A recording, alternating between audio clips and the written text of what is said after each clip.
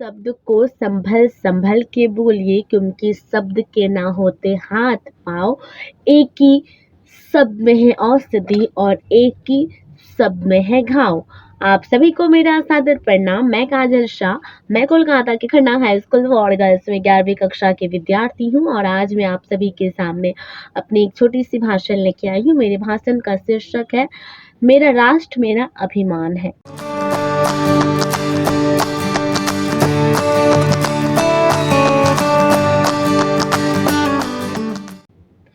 मैं उस भारत देश में रहती हूँ जहाँ पे ना तो जाति का भेदभाव है ना तो धर्म के। यहाँ पे हर एक जाति के लोग रहते हैं, हिंदू मुस्लिम सिख ईसाई हर एक धर्म के लोग मानने वाले लोग निवास करते हैं और भारत देश सभी का दिल से स्वागत करता है। इसलिए मैं गर्व से कह सकती हूँ मेरा भारत देश महान है। भारत देश सच में बहुत ही अतुलनीय है। इसकी तुलना हम और देशों से कर ही नहीं सकते हैं, क्योंकि भारत एक ऐसा देश है जो सभी को एक संग लेकर चलता है। और भी देश लेकर चलते हैं, लेकिन भारत देश एकता में ही एकता का पाठ पढ़ाता है।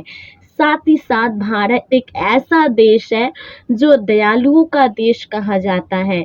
यहाँ पे इतने महान महान लोगों का जन्म हुआ है जिन्होंने संघर्ष करके हमें उन गोरों से हमारे देश की उन्होंने आज़ादी दिलाई है। बहुत सारे महान लोग हैं, नेताजी सुभाष चंद्र बोस, महात्मा गांधी, रानी लक्ष्मीबाई, बहुत सारे।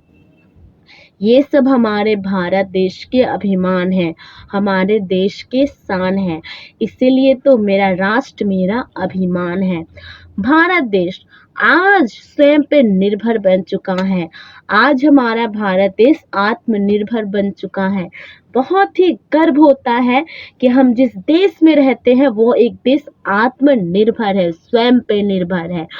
हम जैसे कि कोरोना परिस्थिति में हम कोरोना से लड़ रहे थे, सभी देशों का साहस टूटने से लग गया था, लेकिन भारत देश ने अपने साहस को तोड़ा नहीं। वो बहुत ही जंग से लड़ पड़े और हमारे देश को उन्होंने खुद पे निर्भर बना लिया।